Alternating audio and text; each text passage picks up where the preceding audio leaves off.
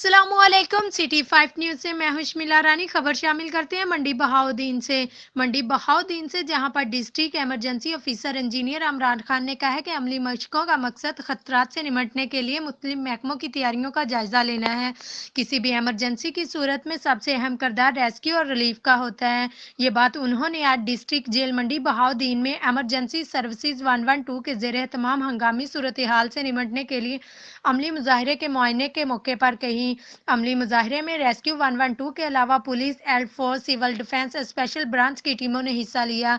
इस मौके पर rescue 112 district incharge engineer Imran Khan ने कहा कि इस अमली मुजाहरे का मकसद किसी भी किस्म की हंगामी सूरत हाल से निपटने के लिए अवामुल नास में शऊर को उजागर करना है।